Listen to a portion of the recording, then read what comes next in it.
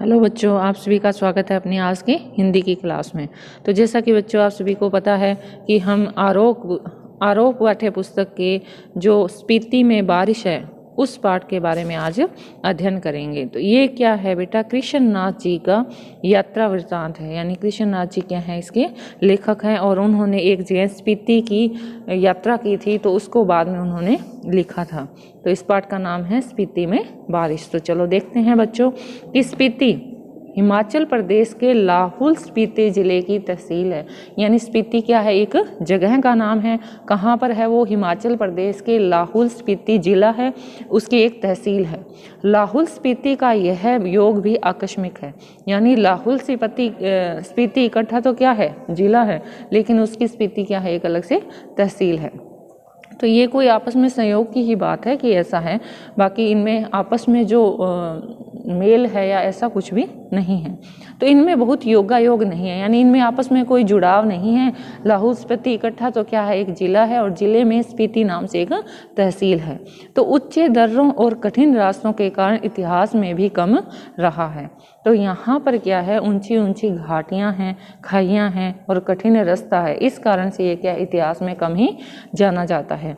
अलंघ्य यानी कि जिस चीज़ को हम पार नहीं कर सकते। भूगोल यहाँ इतिहास का एक बड़ा कारक है। यानी यहाँ पर ऐसी जगह, यहाँ का भूगोल जो है ऐसा है जिसे हम जान नहीं सकते, इसलिए ये क्या है, लोगों की नज़र में कम ही आता है। अब जबकि संचार में कुछ सुधार हुआ है, लेकिन अब क्या है कि वहाँ पर संचार के कुछ साधन आ गए हैं, तब भी लाहौल स्पीति का योग प्राय वायरलेस सेट के जरिए है। यानी यहाँ पर जो है बात का या जो कह लो आदान प्रदान है, किसके जरिए है? बेतार यंत्र यानी वायरलेस सेट के जरिए होता है। ये इतना दुर्गम स्थल है जहाँ पर जाना क्या है, कठिन है।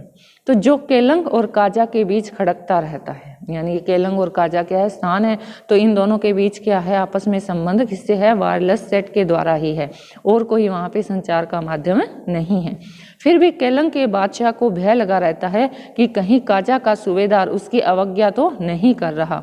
अवज्ञा यानी आज्ञा का पालन न करना, तो कहीं बगावत तो नहीं करने वाला है। यानी जो केलंग के बादशाह है उसे हमेशा यही डर रहता है कि कहीं काजा का जो सूबेदार है वो उसे क्या है, बगावत तो नहीं कर लेगा। क्यों? क्योंकि इन्हें आपस में क्या है, एक स्थान से दूसरे स्थान पर जाना तो क्या है, बहुत ही कठिन है। तो यहाँ पर क्या है, सिर्फ वायरलेस सेट से ही बात हो सकती है। लेकिन सिवाय वायरलेस सेट पर संदेश भेजने के अलावा वह कर भी क्या सकता है? वसंत में भी 170 मील आना जाना कठिन है, शीत में प्राय असंभव। तो यहाँ पर बच्चों देखो, केलंग और काजा के बीच की जो दूरी है वो कितनी है? 170 मील है। तो देखो बच्चों कि वसंत के मौसम में तो वहाँ जाना बहुत कठिन है, तो शीत में तो कोई वहाँ जा भी कैसे सकता है? प्राचीन काल में शायद स्पीति भारतीय साम्राज्यों का अनाम अंग रही है। अनाम यानी अलग से स्वतंत्र अंग रही है। जब ये साम्राज्य टूटे तो यह स्वतंत्र रही, और फिर मध्य युग में प्राय लद्दाख मंडल और कभी कश्मीर मंडल और कभी बुसहर मंडल, कभी कुल्लू मंडल, कभी ब्रिटिश भारत के तहत रही। तो यहाँ पर देखो बच्चों, इसमें जो स्पीति नामक जगह है वो किस किस के अंडर रही है उसके बारे में बताया गया है कि कभी तो ये लद्दाख के मंडल में थी, कभी कश्मीर में थी, कभी कुल्लू में थी और कभी क्या है, ब्रिटिश भारत के अंडर में थी। तब भी प्राय स्वायत्त ही रही, यानी तब भी क्या है, ये स्वतंत्र ही रही थी। क्यों? क्योंकि जहाँ तक जाया ही नहीं जाता, कोई जाने का साधन ही नहीं हो, और जो ऐसे दुर्गम स्थान पर हो वो इसको अंडर में लेकर भी कर भी क्या सकते हैं। इसकी स्वायत्तता भूगोल ने सिरजी है। यानी यहाँ की जो स्वाधीनता है वो तो क्या है, सिर्फ इस भूमि की ही सृजन है। यानी वहाँ की जो भूमि है वो ऐसी है, भूमि यानी वहाँ के जो ऊंचे ऊंचे पहाड़ है वो इस तरह से है कि वो अपने आप में स्वतंत्र ही रह सकते हैं। क्यों? कोई दूसरा तो वहाँ पर पहुँच ही नहीं सकता। तो भूगोल इसकी रक्षा करता है और भूगोल इसका संहार भी करता है। तो इसकी सुरक्षा का दायित्व किसका रहता है? भूगोल का। यानी वहाँ के जो वायुमंडल है, जलवायु है, उसका ही रहता है। और अगर वहाँ विनाश होता है, यानी अगर तेज बारिश आती है या भूस्खलन होता है, तो भी इसका कारण क्या रहता है? भूगोल ही रहता है। पहले कभी उन राजाओं का कोई हरकारा आता था, हरकारा यानी संदेशवाहक आता था, तो उसके आते जाते वह अल्प वसंत बीत जाता था। यानी वहाँ पे कहाँ पे बच्चों, स्पीति में जो बसंत का मौसम होता है वो 3-4 महीने ही होता है। बाकी तो वहाँ पर कौन सा मौसम रहता है, शीत मौसम रहता है। तो अगर राजा एक जगह से संदेश दूसरी जगह भेजता भी तो क्या है, वसंत तो बेचारा उनका निकल ही जाता था। कभी कोई जोरावर सिंह जैसा आता तो स्पीति का तरीका वही था जो तुपचिलिंग गोनापा में देखा था। तो यहाँ पर जो लेखक है बच्चों वो किसके बारे में बात कर रहा है, जोरावर सिंह। जोरावर सिंह यहाँ कौन है, जो वहाँ का विख्यात डाकू है। तो वो क्या करता है, जब जोरावर सिंह आता है तो लोगों में क्या है, भय व्याप्त हो जाता है। तो यहाँ पर लेखक ने उसकी तुलना किससे की है, तुपचिलिंग, ये क्या है, स्थान का नाम है, तुपचिलिंग गोनपा में, यानी ये कौन है, स्थान है जहाँ पर कौन गया है, लेखक गया था। तो वहाँ लेखक ने देखा था कि जब डायनामाइट का विस्फोट, यानी पहाड़ों को तोड़ने के लिए जिस विस्फोटक पदार्थ का उपयोग करते हैं वो क्या है, डायनामाइट। तो जब इस विस्फोट हुआ तो लाहुली हदसकर, यानी जो लाहुल के जो निवासी थे वो क्या कर रहे हैं, डर कर आंख बंद करके चांगमा, चांगमा क्या होता है, वहाँ का एक पहाड़ी पेड़ होता है, उसका तना पकड़कर या एक दूसरे को पकड़कर बैठ गए थे। तो यहाँ पे जो जोरावर डाकू आता है तो उस समय जो लोगों में दहशत होता है वो कैसा था, बिल्कुल वैसा ही था जैसा तुपचिलिंग गोनापा में था। तो यहाँ दोनों की तुलना की है बच्चों आपस में कि जब जोरावर सिंह डाकू आता है तो लोग क्या करते हैं, आंखें बंद करके और जो चांगमा नामक पहाड़ी पेड़ है उसके तने को पकड़कर और एक दूसरे का हाथ पकड़कर बैठ जाते हैं। और जब धमाका गुजर गया तो फिर डरते डरते आंख खोलकर उठे। जोरावर सिंह के आक्रमण के समय स्पीति के लोग घर छोड़कर भाग गए। उसने स्पीति को और वहाँ के विहारों को लूटा। विहार कौन होते हैं बच्चों, यात्री, यानी जो वहाँ पर क्या है, यात्रा करने गए हुए थे वो उन लोगों को भी उसने लूट लिया। यह अप्रतिकार शायद स्पीति की सुरक्षा की पद्धति है, यानी यही क्या है कि जो स्पीति के लोग हैं वो बदला न लेने की पद्धति को अपनाते हैं। क्यों, अगर वो डाकू के साथ बदला लेंगे तो वो सारे के सारे लोग मारे जाएंगे, इसलिए वो क्या करते हैं, अपनी सुरक्षा के लिए उन लोगों से बदला नहीं लेते और उस स्थान को छोड़कर क्या है, चले जाते हैं। अब देखो बच्चों आगे जो हम पढ़ेंगे, इतने तो हमने क्या जाना था, स्पीति के बारे में जाना था कि जो स्पीति है वो कहाँ पर स्थित है और वहाँ पर जाना कितना कठिन है। तो अब हम देखेंगे बच्चों यहाँ की जो जनसंख्या है और यहाँ का जो क्षेत्रफल है। तो देखो बच्चों ध्यान दो अपनी बुक में कि स्पीति में जनसंख्या लाहुल से भी कम है। 1901 की जनगणना के अनुसार 3231 रही। 1971 की जनगणना के अनुसार 7196 है। इसका क्षेत्रफल मुझे 1971 की जनगणना में लाहुल के साथ जोड़कर मिला है। तो यहाँ पर जो स्पीति की जगह है उसका क्षेत्रफल अलग से नहीं मिला, किसके साथ जोड़कर मिला है, लाहुल के साथ। तो वो कितना है, 12,015 वर्ग किलोमीटर। तो स्पीति का अलग क्षेत्रफल नहीं दिया गया। इंपीरियल गजेटियर, ये क्या है, एक पुस्तक का नाम है, इंपीरियल गजेटियर, ऑक्सफोर्ड 1908 खंड 23 के अनुसार, यानी इस पुस्तक में लिखा हुआ है कि जो स्पीति का क्षेत्रफल है वो कितना है, 2155 वर्ग मील है। इस तरह स्पीति की जनसंख्या प्रति वर्ग मील 4 लोगों से भी कम है। तो बच्चों इसकी प्रत्येक लाइन में से क्वेश्चन बनते हैं, तो आप इसको ध्यान से पढ़ना और सुनना भी कि इसकी जो जनसंख्या है प्रति वर्ग मील 4 से भी कम है। 1901 में यह प्रति वर्ग मील 2 से भी कम थी। लाहुल स्पीति का प्रशासन, अब देखो बच्चों इसकी जनसंख्या हो गई, इसका क्षेत्रफल हो गया। तो अब बात आती है कि लाहुल स्पीति में जो प्रशासन है वो किस तरीके का होता है। तो लाहुल स्पीति का प्रशासन ब्रिटिश राज से भारत को जस का तस मिला, यानी जैसा था वैसा ही मिला। अंग्रेजों को यह 1846 ईस्वी में कश्मीर के राजा गुलाम सिंह के जरिए, यानी उनके द्वारा मिला। अंग्रेज इनके जरिए आए, पश्चिमी तिब्बत के ऊन वाले क्षेत्र में प्रवेश चाहते थे। तो अंग्रेज क्या चाहते थे, वो यहाँ लाहुल स्पीति के माध्यम से कहाँ जाना चाहते थे, तिब्बत के ऊन वाले क्षेत्र में जाना चाहते थे। तिब्बत में अंग्रेजी साम्राज्य के दूरगामी हित भी थे, यानी उनका भला भी था। जो भी हो 1846 में कुल्लू लाहुल स्पीति ब्रिटिश अधीनता में आ गया था। पहले सुप्रीटेंडेंट के अधीन थे, फिर 1847 में वे कांगड़ा जिले में शरीक कर दिए गए, यानी शामिल कर दिए गए। लद्दाख मंडल के दिनों में भी स्पीति का प्रशासन एक नोनो द्वारा चलाया जाता था। तो जो स्पीति का शासक था वो कौन होता था? नोनो कहलाता था। ब्रिटिश भारत में भी कुल्लू के असिस्टेंट कमिश्नर के समर्थक से यह नोनो कार्य करता था। इसका अधिकार क्षेत्र केवल द्वितीय दर्जे के मजिस्ट्रेट के बराबर था, यानी इसके पास ज़्यादा अधिकार नहीं थे, इसके पास इतनी पावर थी जितनी के मजिस्ट्रेट यानी जज के पास होती है। लेकिन स्पीति के लोग इसे अपना राजा ही मानते थे। किसको राजा मानते थे? नोनो को राजा मानते थे। राजा नहीं तो दमयंती, नोनो की जो पत्नी थी दमयंती, उसे क्या है वो अपनी रानी बना लिया करते थे। तो देखो बच्चों, हम किसके बारे में देख रहे हैं? स्पीति के बारे में। तो सबसे पहले हमने स्पीति का जो स्थिति है वो जानी कि वहाँ पर कितना दुर्गम स्थान है और वहाँ जाना कितना मुश्किल है। उसके बाद में बच्चों हमने देखा उसकी जनसंख्या, क्षेत्रफल, और फिर हम बात कर रहे हैं वहाँ पर प्रशासन यानी शासन किसका होता है। तो वहाँ पर शासन किसका होता है? नोनो का होता है। अगर नोनो वहाँ नहीं होता तो वहाँ नोनो की पत्नी क्या है? शासन चलाती है। और जो वहाँ की प्रजा है वो क्या मानती है? नोनो को ही अपना राजा समझती है। तो देखो बच्चों आगे 1873 में स्पीति रेगुलेशन पास हुआ, यानी एक अधिनियम बनाया गया जिसके तहत लाहुल और स्पीति को विशेष दर्जा दिया गया। ब्रिटिश भारत के अन्य कानून यहाँ नहीं लागू होते थे।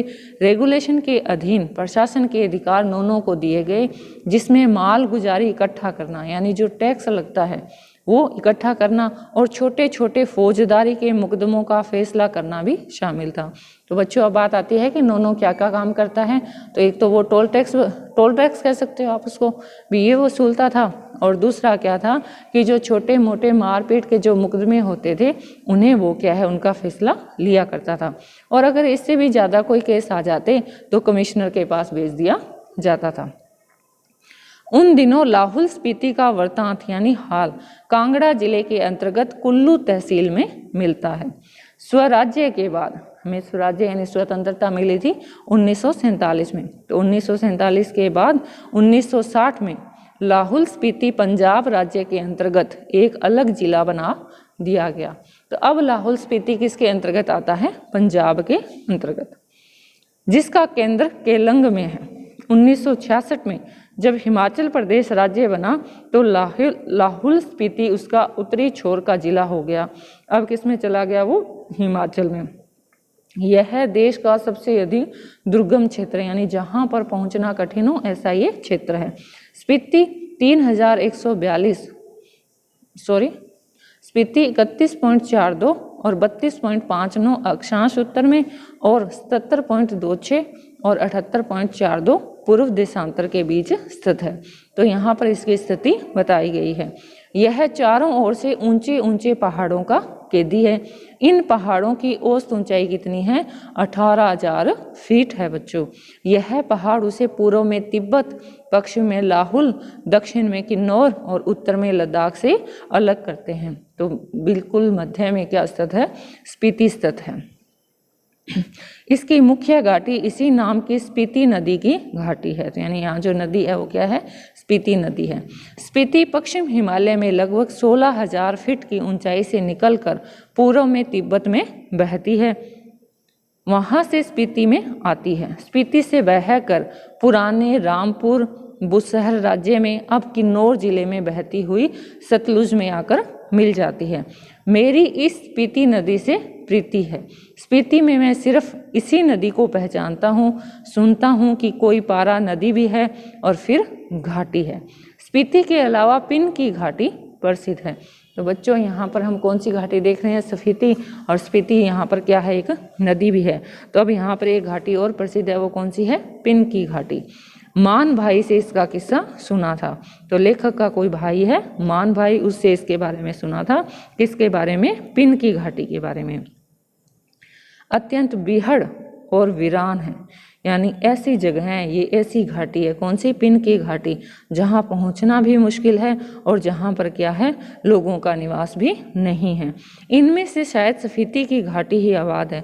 यानी जब पिन की घाटी और स्फीति की घाटी की बात आती है तो स्फीति की घाटी में कुछ लोग रहते हैं, लेकिन पिन की घाटी तो बिल्कुल ही क्या है, वीरान है। जैसी वह आबाद है वह आप देख ही रहे हैं, प्रति वर्ग मील 4 से भी कम लोग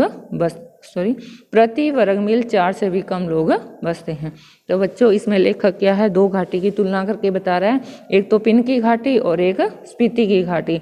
यानी स्पीति की घाटी में बहुत कम लोग रहते हैं, लेकिन पिन की घाटी में तो उससे भी कम लोग निवास करते हैं। तो बच्चों अब आगे देखते हैं। अचरज यह नहीं है कि इतने कम लोग क्यों हैं, अचरज यह है कि इतने लोग भी कैसे बसे हुए हैं। तो यहाँ लेखक कहता है कि आश्चर्य की बात तो ये है कि ये लोग इतनी ऐसे दुर्गम स्थल पर रहते कैसे हैं। यानी अब वहाँ के जो रहन सहन, वहाँ के वातावरण है, जो कष्ट प्रदान करने वाला वातावरण है, उसमें रहने वाले लोगों के बारे में बताया गया है। तो देखो बच्चों, अचरज यह नहीं है कि यहाँ कितने कम लोग रहते क्यों हैं, अचरज तो यह है कि इतने लोग भी कैसे बसे हुए हैं।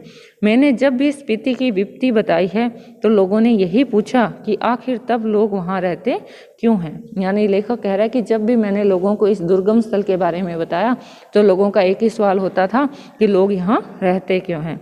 8-9 महीने शेष दुनिया से कटे हुए, यानी यहाँ पर क्या है, 3-4 महीने वसंत होती है और उसके बाद में क्या होती है, शीत ऋतु। तो शीत ऋतु में कहाँ इतनी बर्फ गिरती है कि ये जगह क्या है, दूसरी जगहों से कट जाती है।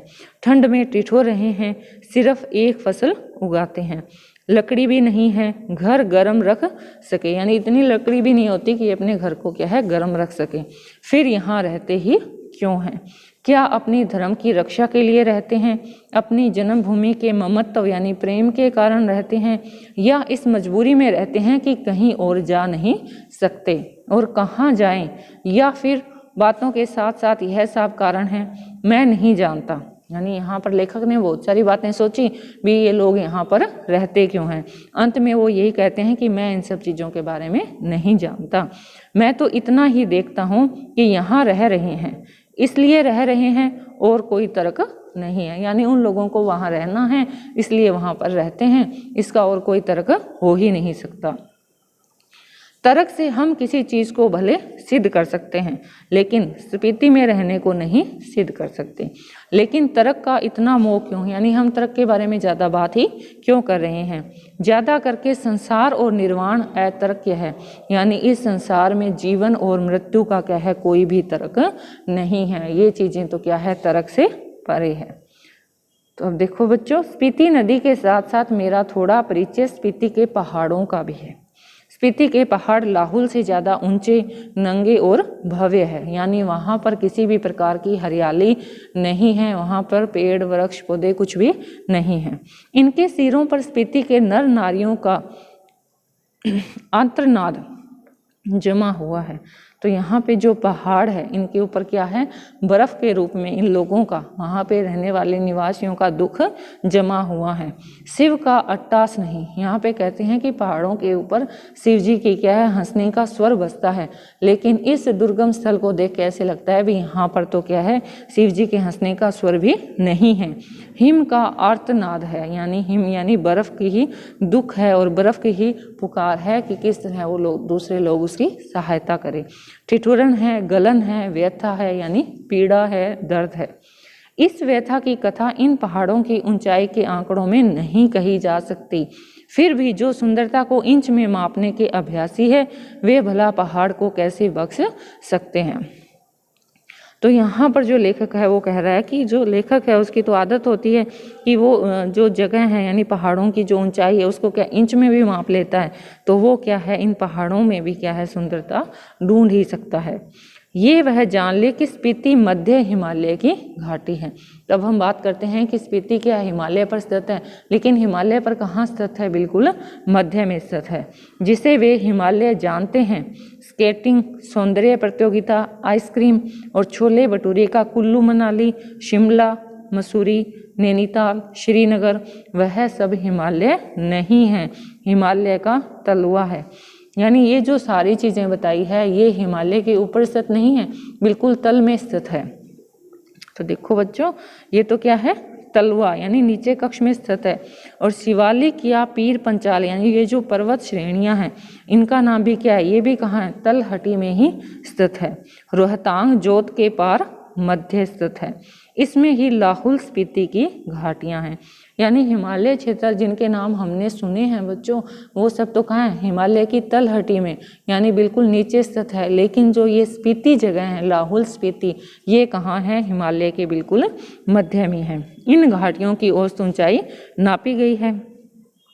श्री कनिघम के अनुसार लाहुल की समुद्र की सतह से ऊंचाई 10,535 फीट है। स्पीति की 12,986 फीट है, यानी लगभग 13,000 फीट तो औसत ऊंचाई है। तो बच्चों इसमें क्या है, स्पीति की भौगोलिक स्थिति और उसकी ऊंचाई के बारे में बताया जा रहा है कि उसकी ऊंचाई कितनी है और वो कहाँ है, हिमालय के मध्य में स्थित है। तो मध्य हिमालय की जो श्रेणियाँ स्पीति को घेरे हुए हैं उनमें से जो उत्तर में है उसे बारालाचा श्रेणियों का विस्तार समझ सकते हैं। बारालाचा दर्रे की ऊंचाई का अनुमान 16,000 फीट से लगाकर 16,221 फीट से लगाकर 16,500 फीट का लगाया गया है। इस पर्वत श्रेणी में दो चोटियों की ऊंचाइयां 21,000 फीट से अधिक है। दक्षिण में जो श्रेणी है वह मान्य श्रेणी कहलाती है। तो यहाँ पर बच्चों इन्होंने क्या है, श्रेणी का नाम दिया है मान्य श्रेणी। इसका क्या अर्थ है, यानी जो मान्य श्रेणी है इसका हम क्या अर्थ मान सकते हैं। कहीं है बौद्धों के मान्य मंत्र के नाम पर तो नहीं है, हो मणि पद में हो, यानी ये क्या है, जो बौद्ध जाति के लोग हैं उनका क्या है, मान्य मंत्र है या बीज मंत्र है। कहीं इस मंत्र के आधार पर तो इस श्रेणी का नाम मान्य नहीं रख दिया गया है। तो देखो बच्चों, इसका बीज मंत्र है यानी ये मूल मंत्र है किनका, बौद्ध लोगों का। तो इनका बड़ा महात्म्य है, यानी इस मंत्र की बड़ी ही महत्ता है। इसे संक्षेप में क्या कहते हैं, मान्य कहते हैं। कहीं इस श्रेणी का नाम इस मान्य के नाम पर तो नहीं है, अगर नहीं है तो करने जैसा है। यहाँ इन पहाड़ियों में मान्य का इतना जाप हुआ है कि यह नाम उन श्रेणियों को दे डालना ही सहज है। तो देखो बच्चों, इन दो पंक्तियों में लेखक कहना क्या चाहता है कि ये जो पर्वत श्रेणियाँ जिनका नाम मान्य रखा गया है, यहाँ पे क्या है, बहुत सारे बौद्ध जो धर्म के लोग हैं उन्होंने मान्य मंत्र का जाप किया था। तो अगर उन जाप के आधार पर ही इसका नाम मान्य रख दिया गया तो कोई गलत नहीं है। देखो बच्चों, अब इंपीरियल गजेटियर में माने श्रेणी की ऊंचाई 21,646 फीट बताई गई है। यह तो इस श्रेणी की किसी चोटी की ऊंचाई होगी, पूरी श्रेणी की ऊंचाई तो एक नहीं होगी। इसमें जो छोटी छोटी चोटियां हैं उनकी ऊंचाई भी क्या है, 17,000 फीट से भी अधिक है। कई गांव समुद्र की सतह से 13,000 फीट से ऊंचे बसे हुए हैं। एक या दो 14,000 फीट की ऊंचाई पर है। यह मध्य हिमालय है, इसमें क्या है, स्पीति स्थित है। इसके पार बाहरी हिमालय दिखता है, यानी बाहरी हिमालय का हिस्सा दिखता है। इसकी एक चोटी 23,064 फीट ऊंची बताई जाती है और इसमें कई चोटियां 20,000 फीट से भी अधिक ऊंची हैं। तो यहाँ पर देखो बच्चों, अब लेखक ने क्या है, इन चोटियों की ऊंचाई बताई है। अब आगे देखते हैं कि लेखक कहना क्या चाहते हैं। तो मैं ऊंचाई के माप के चक्कर में नहीं हूँ। तो यहाँ लेखक कहता है कि मैं इसकी ऊंचाई नापना नहीं चाहता, न इनमें होड़ लगाने के पक्ष में हूँ, ना इनसे मेरी कोई प्रतिस्पर्धा है। वह एक बार लोसर में जो कर लिया सो बस है, यानी एक बार लोसर के अंदर क्या है, वो पर्वत श्रेणी पर चढ़ आए और वहाँ पर चढ़ना कितना दुर्गम है ये बात उन्हें समझ आ चुकी है।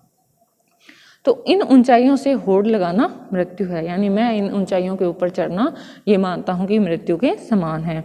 हाँ, कभी कभी उनका मान मर्दन करना मर्द और औरत की शान है।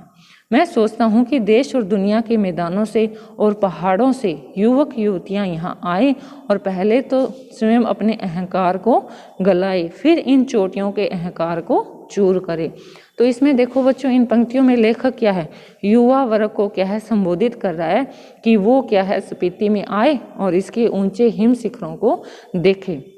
और यहाँ आने से पहले वो अपने अहंकार को छोड़कर आए, जिससे क्या है इन हिमालय जो चोटियाँ हैं इनका अहंकार भी गल जाए कि यहाँ तक कोई पहुँच नहीं सकता। उस आनंद का अनुभव करे और जो साहस और कुव्वत से यौवन में ही प्राप्त होता है।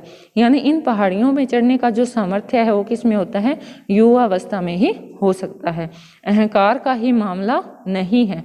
ये माने की चोटियां बूढ़े लामाओं के जाप से उदास है।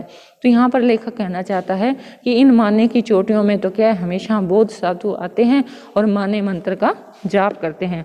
तो ये चोटियां भी क्या है, उदास हो गई है।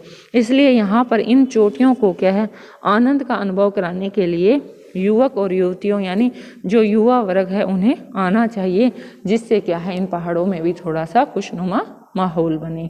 अभी तो इन पर स्पीति का आर्तनाद जमा हुआ है, यानी जो दुख है, लोगों के जो कष्ट है और जो लोगों का जो वहाँ का जीवन है वो क्या है, जमा हुआ है। और बाद में क्या है, अगर यहाँ पे युवा वर्ग आएगा तो उनकी जो हंसी और जो उनका खेलना है उससे क्या है, गर्मी होगी, यानी वहाँ का जो माहौल है वो परिवर्तित होगा। तो शायद वहाँ के लोगों का दुख क्या है, थोड़ा सा कम हो जाए। इसलिए क्या है, मेरा युवा वर्ग को निमंत्रण है कि वो इन पहाड़ों पर आए और यहाँ पे क्या है, लोगों के जीवन को क्या है, खुशनुमा बनाए। तो बच्चों अब देखते हैं, देखो आगे दे रखी है स्पीति का एक दृश्य दे रखा है, स्पीति ऐसा दिखता है। तो लाहुल की तरह ही स्पीति में भी क्या है, 2 ही ऋतुएं होती है। यानी वैसे तो कितनी ऋतुएं होती है बच्चों, 6 ऋतुएं होती है, लेकिन लाहुल में और स्पीति में क्या है, सिर्फ 2 ही ऋतुएं होती है। देखो बच्चों, ये जो स्पीति है इसके अंदर क्या है, सिर्फ 2 ही तरह की ऋतुएं होती है, वसंत ऋतु और शीत ऋतु। तो यहाँ पे जो लेखक है वो कह रहे हैं कि अगर कहीं मैंने 6 ऋतुओं का वर्णन कर दिया है तो वह अभ्यास दोष के कारण है। यानी अगर मैंने स्पीति में 6 ऋतु का कहीं वर्णन कर दिया तो ये सिर्फ मेरा क्या है, मुझे पता नहीं है या ये मेरी ही गलती है, लेकिन स्पीति के अंदर क्या है, सिर्फ 2 ही ऋतुएं होती है। यहाँ जून से सितंबर तक की एक अल्पकालीन वसंत ऋतु है और शेष वही क्या है, शीत ऋतु होती है। वसंत में जुलाई में औसत तापमान 15 डिग्री सेंटीग्रेड और शीत में जनवरी में औसत तापमान 8 डिग्री रिकॉर्ड किया गया है। औसत से कुछ अंदाज नहीं लगता। वसंत में दिन गर्म होता है, रात ठंडी होती है। शीत में क्या होता है इसकी कल्पना ही की जा सकती है, कभी रहकर देखा जा सकता है। यानी जब आप कभी जाओगे तब आपको पता चलेगा भी वसंत में भी ठंड होती है, लेकिन शीत में तो क्या है, और भी ज़्यादा ठंड होती है। तो इसकी कल्पना तो हम नहीं कर सकते, लेकिन अगर हम वहाँ जाएंगे तो इस चीज़ को हम क्या है, महसूस कर सकते हैं। तो स्पीति में वसंत लाहुल से ही कम दिनों का होता है। वसंत में भी यहाँ फूल नहीं खिलते, न हरियाली होती और न ही वह गंध होती है। दिसंबर से घाटी में फिर वही बर्फ़ पड़ने लगती है, अप्रैल मई तक रहती है और यहाँ ठंडक भी लाहुल से ज़्यादा होती है। नदी नाले सब जम जाते हैं और हवाएं तेज चलती है। मुँह, हाथ और जो खुले अंग है उनमें जैसे शूल की तरह चुभती है, यानी कांटे की तरह चुभन प्रदान करती है। तो यहाँ पर देखो बच्चों, स्पीति में आने वाली ऋतुओं के बारे में वर्णन किया गया है कि वहाँ के लोगों को तो कुछ ना तो हरियाली का पता होता, ना हरियाली का, ना फल का, ना फूल का। वहाँ पे इन सब चीज़ों से वो लोग क्या है, वंचित है, क्योंकि वहाँ पर बर्फ़ ज़्यादा गिरने की वजह से क्या है, हरियाली बिल्कुल भी नहीं होती। तो स्पीति में लाहुल से भी कम वर्षा होती है। मध्य हिमालय मानसून की पहुंच के परे है, यानी वहां तक तो मानसून पहुंचता ही नहीं है। यहाँ बरखा बहार नहीं है। कालिदास को अपने ऋतु संहार, कालिदास जी का एक क्या है, काव्य ग्रंथ है, ऋतु संहार में यहाँ वर्षा का तो संहार ही करना पड़ेगा। यानी यहाँ पे अगर स्पीति में अगर लिखना पड़े तो वहाँ पे तो बारिश होती ही नहीं, तो वो ऋतु संहार में लिखेंगे क्या। कालिदास में वर्षा का क्या ठाठ है, यह वर्षा वर्णन इस प्रकार शुरू होता है। यानी कालिदास जी ने जो काव्य ग्रंथ लिखा है उसमें तो वर्षा का बड़ा ही सुंदर क्या है, वर्णन किया गया है, लेकिन स्पीति के लोगों को तो इस तरह के बारे में कुछ पता ही नहीं है। तो देखो बच्चों, उन्होंने लिखा है प्रिय, यानी उन्होंने किसे संबोधन किया है, बारिश को। जल की फुहारों से भरे बादलों के मतवाले हाथी पर चढ़ा हुआ। तो यहाँ बादलों को किसके साथ माना गया है, अपनी ही मस्ती में चलते हुए हाथी के साथ तुलना की गई है। चमकती हुई बिजलियों की झाड़ी झंडियों को फहराते हुए, तो यहाँ पर झंडों किसको कहा गया है, जो बारिश के समय बिजली चमकती है उसे कहा गया है। और बादलों को गरज के नगाड़े बजाता हुआ, यानी जो बादलों के गर्जन की आवाज़ है उससे किसी तुलना की गई है, नगाड़ा से की गई है। यह कामी जनों का प्रिय पावस राजाओं का सा ठाट बाट बनाकर आ पहुँचा। तो यहाँ वर्षा ऋतु के आने के बारे में यहाँ पर कालिदास जी ने बड़ा ही सुंदर वर्णन किया है। बादलों को तो हाथी के साथ, और जो बिजली है उनको झंडियों के साथ, और बादलों के गर्जन को नगाड़ों के साथ तुलना की गई है। तो यह जो पावस यानी जो वर्षा ऋतु है वो यहाँ नहीं पहुँचती है, यानी यहाँ के लोगों को तो पता ही नहीं भी पावस होता क्या है। कालिदास की वर्षा की शोभा विंध्याचल में है, यानी पर्वत में है, हिमालय की इन मध्य घाटियों में नहीं है। यानी हिमाचल पे तो बारिश होती है, हिमालय पर तो बारिश होती है, लेकिन हिमालय के मध्य भाग में जहाँ पर स्फीति स्थित है वहाँ पर बारिश नहीं होती। मैं नहीं जानता कि इसका लालित्य लाहुल स्पीति के नर नारी समझ भी पाएंगे या नहीं। लालित्य यानी सुंदरता, यानी जो बारिश की सुंदरता है उसके बारे में स्पीति के लोग जानते भी है या नहीं। वर्षा उनके संवेदन का अंग ही नहीं है। वह यह जानते नहीं कि बरसात में नदियाँ बहती हैं, बादल बरसते हैं, मस्त हाथी चिंघाड़ते हैं, जंगल हरे भरे हो जाते हैं, अपने प्यारों में बिछड़े हुए स्त्रियाँ रोती कल्पाती है, मोर नाचते हैं, बंदर चुप मारकर गुफाओं में जा छिपते हैं। तो यहाँ पर जो लेखक है उसने कहा है कि स्पीति के लोगों को तो इस तरह की बारिश के अनुभव हो ही नहीं सकता। क्यों? क्योंकि वहाँ तो बारिश होती ही नहीं। बारिश होती है तब क्या है, मोर नाचते हैं, जंगल हरे भरे हो जाते हैं, और क्या है, मस्त हाथी क्या है, चिंघाड़ते हैं। तो ऐसा कुछ तो क्या है वहाँ के लोगों को तो पता होता ही नहीं। अगर कालिदास यहाँ आकर कहे कि अपने बहुत से सुंदर गुणों से सुहाना यानी अच्छी लगने वाली, स्त्रियों का जी खिलाने वाली, पेड़ों की टहनियों और बेलों की सच्ची सखी तथा सभी जीवों का प्राण बनी हुई वर्षा ऋतु आपके मन की सब साधे पूरी करे, तो शायद स्पीति के नर नारी यही पूछेंगे कि ये कौन से देवता होते हैं। क्यों? क्योंकि उन्हें तो इन सब चीज़ों के बारे में पता ही नहीं, कहाँ रहते हैं और ये यहाँ क्यों नहीं आते। तो कालिदास जी कह रहे हैं कि जो उन्होंने कितना सुंदर बारिश का वर्णन किया है, अगर ये वर्णन वहाँ के स्पीति के नर नारियों से पूछा जाए तो वो लोग तो यही समझेंगे कि ऐसे क्या है, कौन से देवता हैं, उनके बारे में हमें भी बता दो, ताकि हम भी क्या है उन्हें खुश करके यहाँ लेकर आ सकें। तो बच्चों, इन एक दो पैराग्राफ में कालिदास जी ने जो वर्षा का वर्णन किया है उसका संदर्भ लेते हुए क्या है, स्पीति की वर्षा के साथ तुलना की गई है। देखो आगे, स्पीति में कभी कभी बारिश होती है। वर्षा ऋतु यहाँ मन की साध पूरी नहीं करती। धरती क्या है, सूखी हुई है, ठंडी है और बंध्या बनी हुई है, यानी जहाँ पर फसल नहीं होती, बारिश ही नहीं होती तो भूमि क्या है, बंजर हो जाती है। तो स्पीति में साल में एक फसल होती है। तो देखो बच्चों, यहाँ पे हर पैराग्राफ में क्वेश्चन बनने हैं, मैंने आपको पहले भी बोला था। तो यहाँ पर फसल कौन होती है, सिर्फ एक फसल होती है, जिसमें दो किस्म, जो गेहूँ, मटर और सरसों।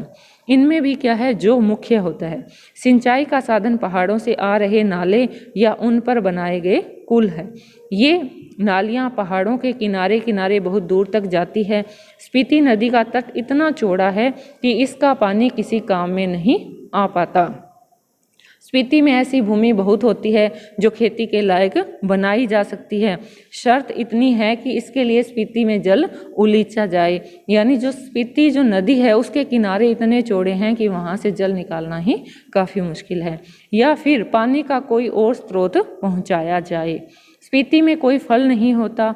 मटर और सरसों को छोड़कर कोई सब्जी नहीं होती।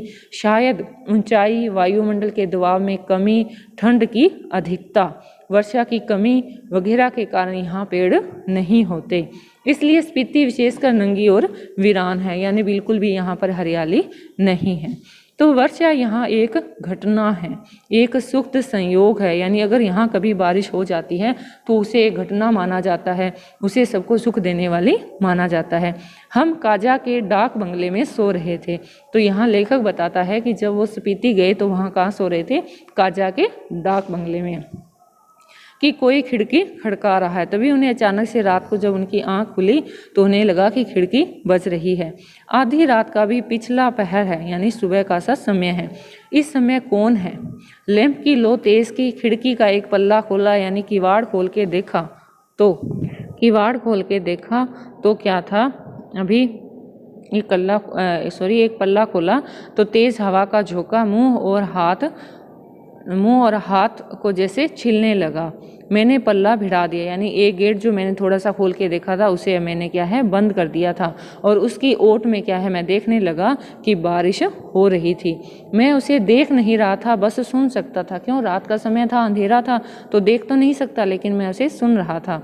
अंधेरा, ठंड और हवा का झोंका आ रहा था, जैसे बर्फ का अंश लिए तुषार जैसी बूंदें पड़ रही हो, यानी बर्फ की सी बूंदें ऐसे गिर रही हो, जैसे नगाड़े पर थाप पड़ रही हो, यानी जो बूंदों की आवाज़ थी उन्हें सुनकर ऐसे लग रहा था जैसे कि नगाड़े पर किसी ने थाप डाली हो। दुंग छेन को हवा बजा रही थी। दुंग छेन क्या होता है, वैसे तो एक वाद्य यंत्र होता है, लेकिन यहाँ पर लेखक ने क्या है छप्पर को कहा है कि छप्पर पे जैसे बूंद गिरती है तो ऐसे लग रहा था जैसे कोई यंत्र, वाद्य यंत्र बज रहा हो। महाशंख की ध्वनि घाटी में तैर रही थी। स्पीति की घाटी में वर्षा हो रही थी।